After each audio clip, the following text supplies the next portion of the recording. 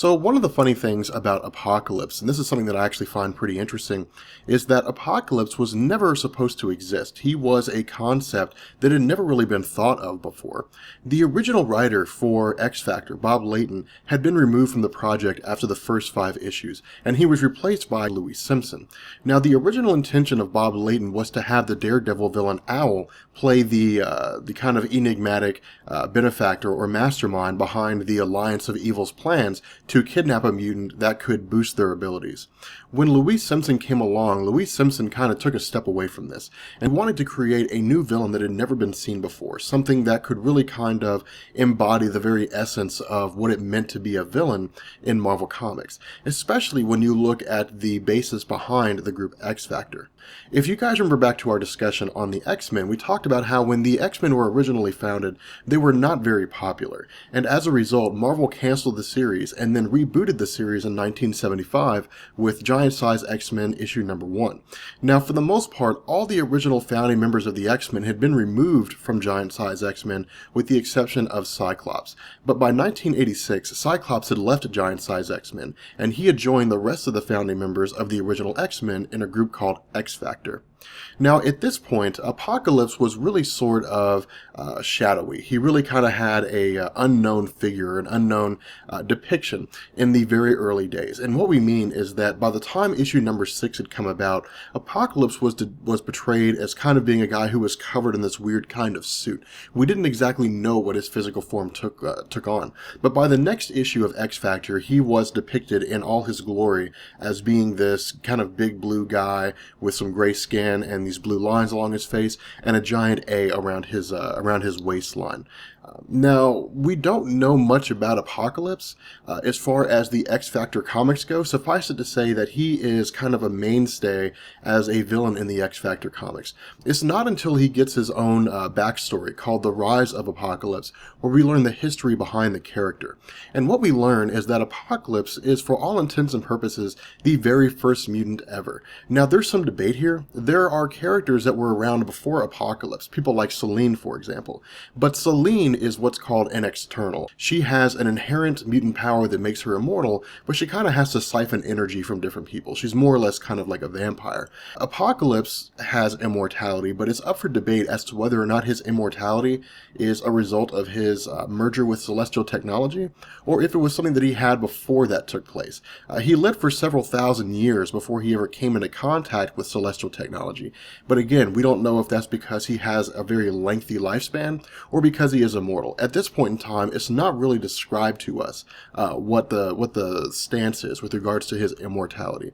Suffice it to say, in his backstory, we learn that Apocalypse was birthed, I guess, to a group called the Clan Akaba, and because of the fact that he had such a strange physical appearance, they had viewed him as a bad omen, and they had left him to die among the harsh environment of the Egyptian desert. Much later on, or shortly after, I guess, the Clan Akaba is kind of conquered, or at least ran off, by a group called the Sandstormers. And this group is led by a guy named Baal. And Baal has this very harsh, very kind of Darwinist viewpoint on life. And this is a viewpoint that Apocalypse will carry for the rest of his existence. Baal's viewpoint is that only the strongest deserve to survive. And at around 17 years old, as a rite of passage, the younger members of the tribe engage in a kind of fight to the death among other people in the tribe in order to weed out the weak links and to maintain the strength of the tribe. So I guess the best way to think about the Sandstormers is think about them as an ancient Egyptian version of the Spartans. So with that being said, Apocalypse really kind of solidifies himself as a strong member of the Sandstormers, and Baal takes a particular liking to him, but we don't really figure out why until much later on. As time progresses, once Apocalypse reaches his 17th year, his 17th birthday, so to speak, he engages in a kind of three-way fight to the death. It is him and I think it's actually 3 other guys, and they really are kind of out to kill him him. And the reason why is just because they view him as a bad omen, and had for the longest time been attempting to eliminate him, but a rite of passage battle to the death was really the only way they could do it, since he was really kind of kept under the tutelage of Baal. Because of the fact that the rite of passage was an event in which Baal couldn't intervene, this gave them the perfect opportunity to try to kill him. Unfortunately, due to the fact that Apocalypse had base mutant powers, although they hadn't quite manifested yet, he proved himself to be a formidable enemy and actually managed to kill all three guys.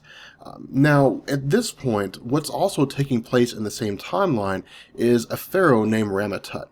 Now, this is the point in which we understand why it is that Baal had taken such a particular and a keen interest in Apocalypse. Apocalypse and Baal kind of go on this journey, this kind of journey in a cave, and Baal reveals to Apocalypse several things.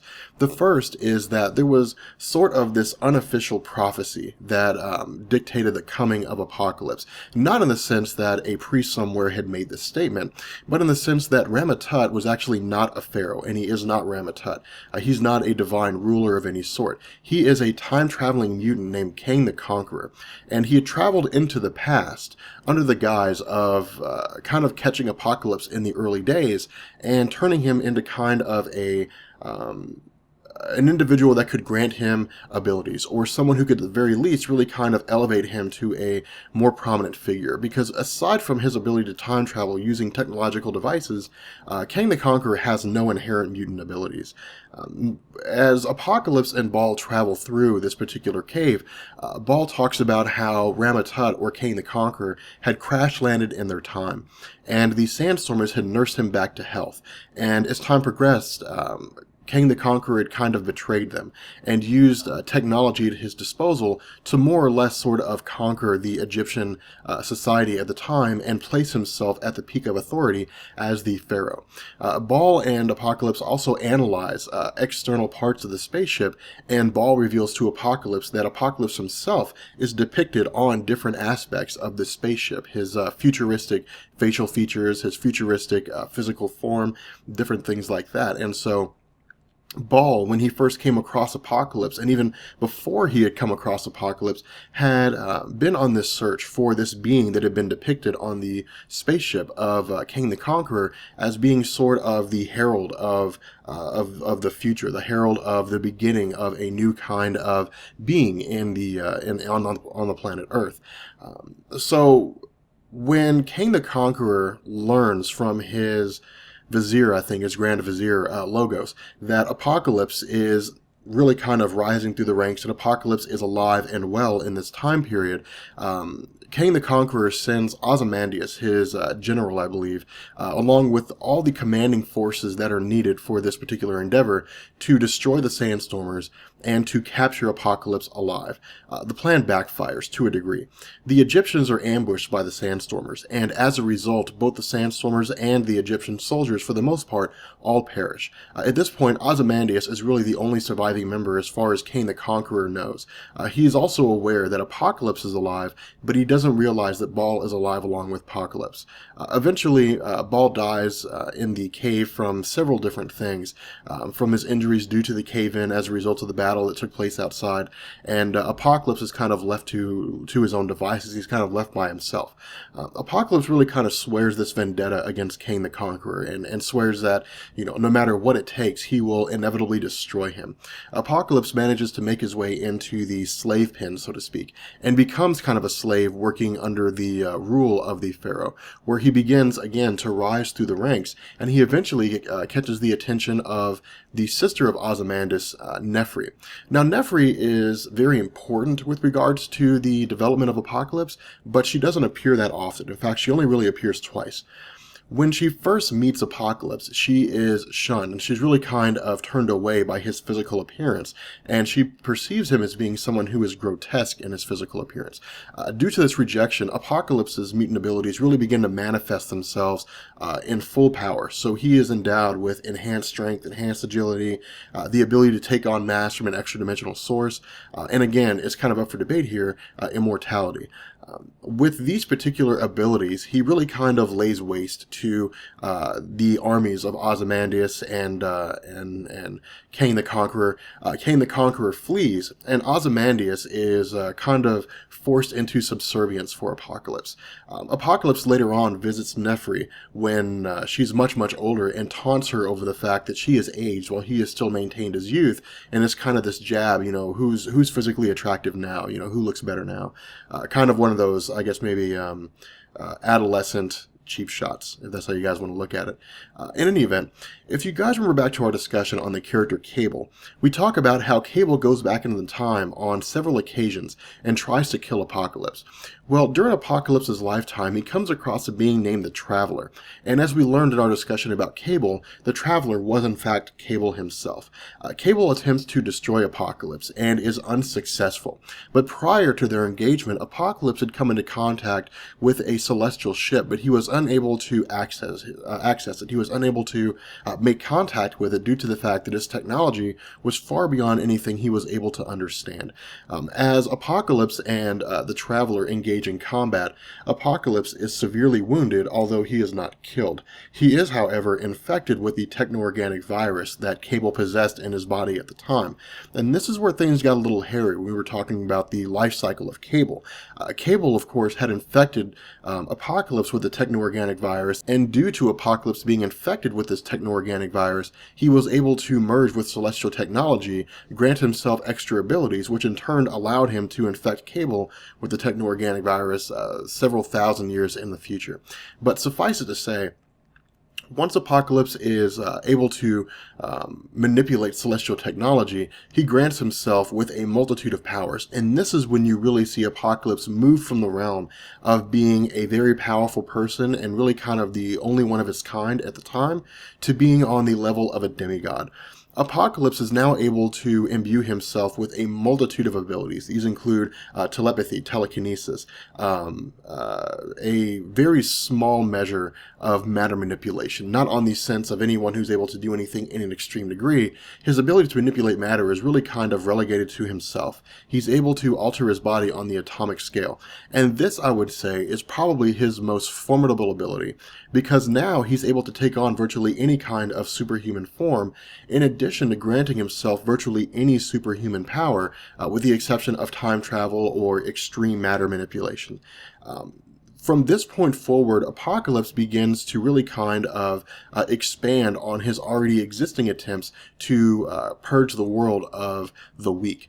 Before Apocalypse came into contact with celestial technology, he kind of traveled the world, and he would present himself as a god, so to speak, to various societies, and he would pit those societies in wars against each other in order to eliminate the weak people of that society and to maintain the existence of the strong.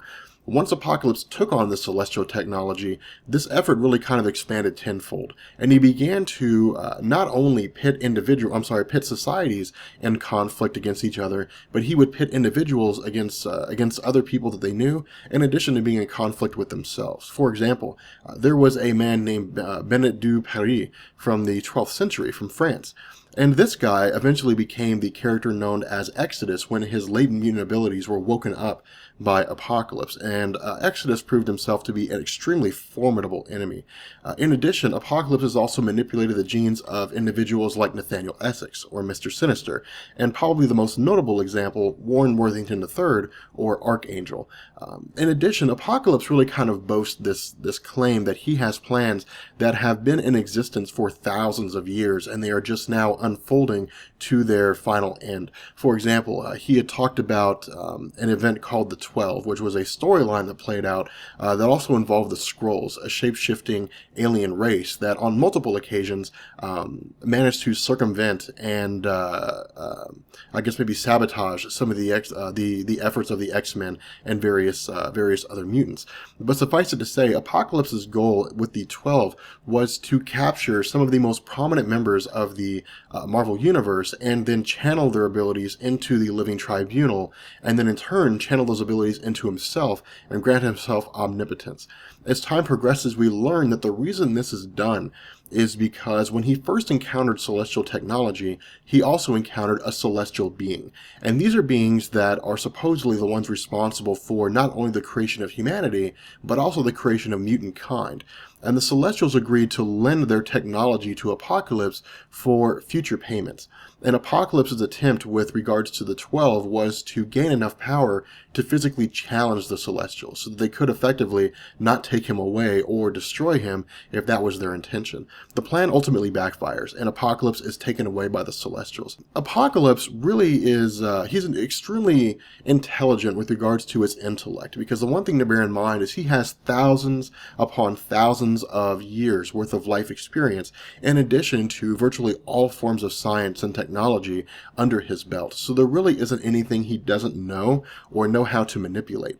He's also an extremely intelligent demagogue, and a demagogue is a person who is able to rally the beliefs or rally the desires of people toward a single cause. More often than not, people are considered to be manipulators when they are demagogues. A person like Adolf Hitler was a very intelligent demagogue. He was able to rally an entire society towards a single cause.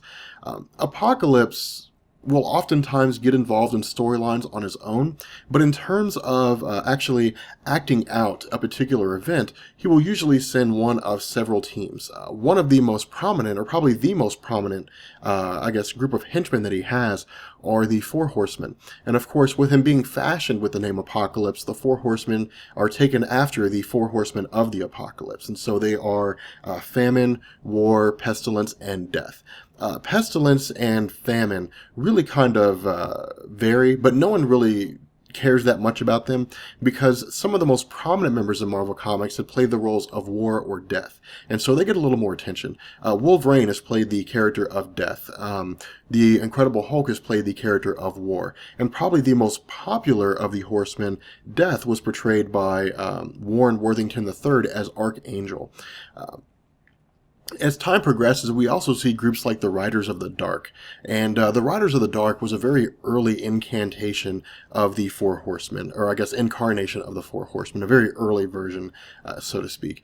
But suffice it to say, Apocalypse is a very intriguing character in Marvel Comics. He's a very powerful character, and he pops up in some of these weird locations. He pops up in some of these weird places. For example, during the Onslaught saga, there were several instances he just kind of popped up in the middle of the Onslaught storyline, watching the events unfold with Uatu the Watcher. And his argument was that he was not going to intervene because the battle with Onslaught would reveal the weak of the mutant kind, and those who were too weak to defeat Onslaught didn't deserve to exist. Uatu the Watcher really kind of came along and said, well, if Onslaught wins, he's going to destroy everything, and that includes you. In which case, Apocalypse promptly changed his tune and assisted in helping to defeat Onslaught. But it's very interesting when you look at his character, because he's really kind of the amalgamation of all the evil events that we've seen play out. We've seen a lot of characters that have been developed and been created as a result of his actions. We've seen characters who have this unbridled hatred for Apocalypse, and their life centers around his destruction. For example, Mr. Sinister or Cable or even Archangel to a certain degree. He really kind of presents himself as being one of the most formidable members of the villainry side of Marvel Comics. And whenever the X-Men engage in an effort to defeat Apocalypse, it's really not an effort to destroy him. One, because he can't be destroyed, and two, because he's so powerful. It's really kind of an effort to hold him at bay, and to at the very least, circumvent whatever plan it is that he has going on, so that he really kind of has to go back and recalculate things. So, with that being said, I'm going to go ahead and bring this video to an end. I hope you guys enjoyed it. If you did, let me know, and I will catch you guys later. Peace.